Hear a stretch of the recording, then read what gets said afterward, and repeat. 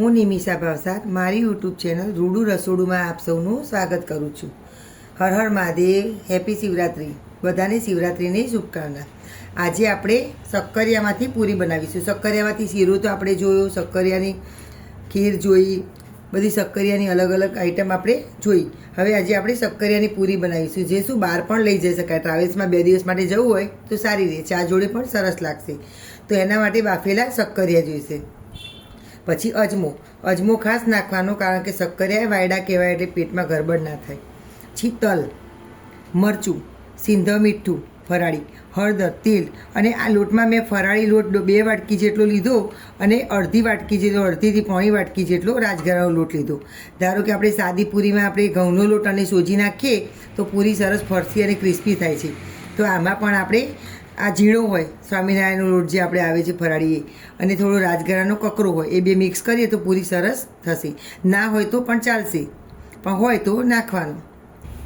હવે આપણે લોટ બાંધીશું. તેમાં સ્વાદ અનુસાર મીઠું, ફરાળી મીઠું થોડુંક ઓછું ખારું હોય એટલે નાખવાનું ધ્યાનથી.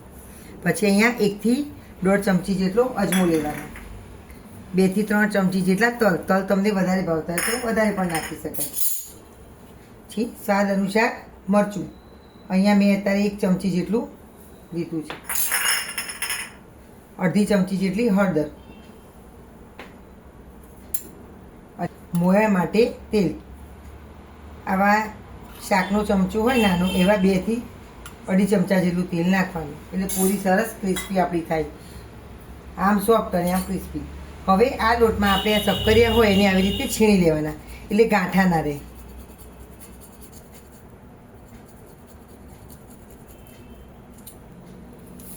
આપણે આ જે મિક્સ કર્યું તલ, અજમો, એ બધું પહેલાં મિક્સ કરી લેવાનું. લોટમાં બધા જે તેલનું મોયણ નાખીએ એ બધા કણે કણમાં એકદમ સરસ મોયણ થઈ જાય એવું પહેલાં કરી લેવાનું.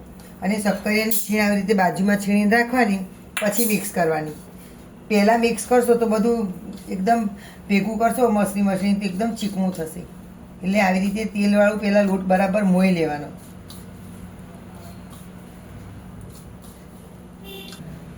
આ આપણો લોટ સરસ જોવા મુઠ્ઠી પડતો મોવાઈ ગયો.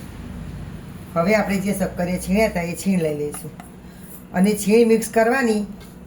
પછી એમ લાગે કે પાણીની જરૂર છે તો જ થોડું પાણી નાખવાનું, બાકી તમે શક્કરિયા નાખી અને મસળશો તો લગભગ લોટ બંધાઈ જ જાય. આ શક્કરિયાની છીણ આપણે મિક્સ કરી બાફેલા શક્કરિયાની, હવે બરાબર મેસળવાનું. પછી પાણીની જરૂર પડે તો થોડું પાણી લઈ અને આપણે સરસ પૂરીનો લોટ બાંધી દઈશું.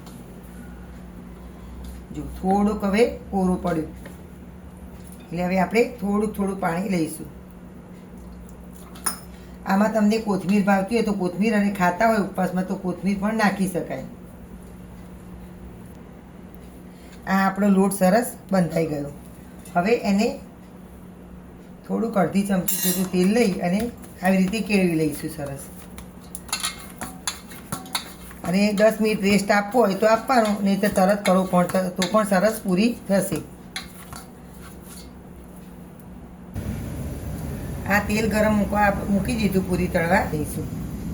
મીડિયમ થિકનેસ કરવાની, બહુ જાડી પણ નહીં અને બહુ પાતળી પણ નહીં.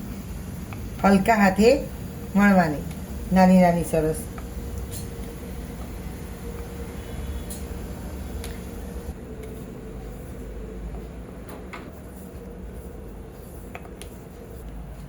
આ આપણી પૂરી વણાઈ ગઈ છે. હવે આપણે તળી લઈશું. તેલ પણ આપણી આવી ગઈ. મીડિયમ તાપ ઉપર તળવાની, બહુ એકદમ હાઈ ટેમ્પરેચર પણ નહીં રાખવાનું અને લો પણ નહીં.